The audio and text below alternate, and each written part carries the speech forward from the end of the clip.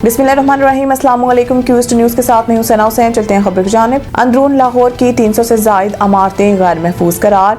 World city authority ने पतंगबाजी की इजाज़त के खिलाफ दरख्वास्त में रिपोर्ट लाहौर हाई कोर्ट में जमा करवा दी, जिसमें बताया गया है कि बसंत से कबल अंदरून लाहौर की खतरनाक और खस्ता हाल इमारतों का सर्वे मुकम्मल कर लिया गया है। रिपोर्ट के मुताबिक अंदरून लाहौर की 346 खस्ता हाल इमारतों में से 183 इमारतें नाकाबिले मरम्मत करार दी गई हैं, जबकि इंतहाई खस्ता हाल 92 इमारतें खाली करवा ली गई हैं। रिपोर्ट में बताया गया है कि 254 खतरनाक इमारतें ताहाल आबाद हैं, जो खतरे के बावजूद खाली नहीं कराई जा सकी।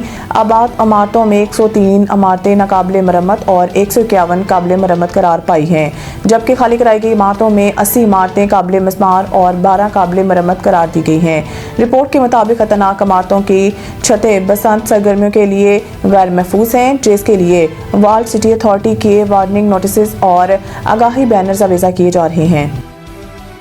गुल प्लाजा की तामीर में कम से कम 2 साल लगेंगे। शर्जील मेमन ने कहा है कि हमारा पहला मकसद लोगों की जानें बचाना और ताजों की बहाली है।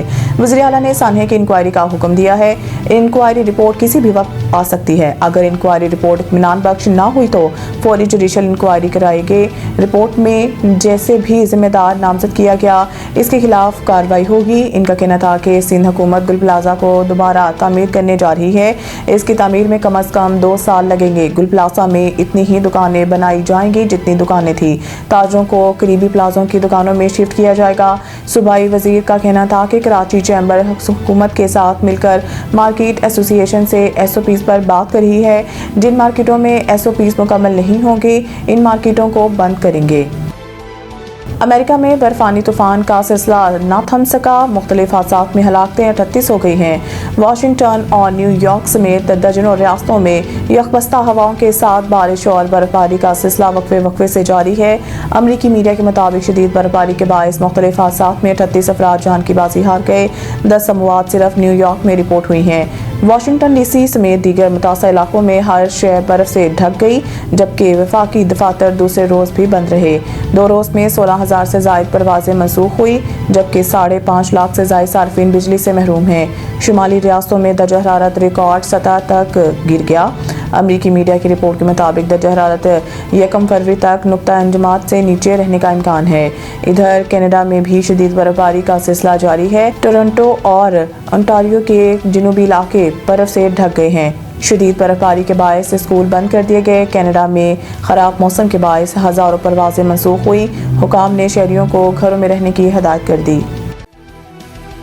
अमरीकी बहरी बेड़े की आमद के बाद ईरान से मुआहदे की उम्मीद है। अमरीकी सदर डोनाल्ड ट्रंप ने आयूबा में मीडिया से गुफ्तगू और एक तकरीब से खिताब करते हुए ईरान मशरक़ सरहदी सिक्योरिटी और आइंदा इंतखाबात से मुतल्लिक सनसनी खेज़ दावे किए हैं। सदर ट्रंप का कहना था कि अमरीकी बहरी बेड़ा ईरान की जानिब गामजन है और जून में ईरान की जौहरी सलाहियत को ख़त्म कर दिया गया।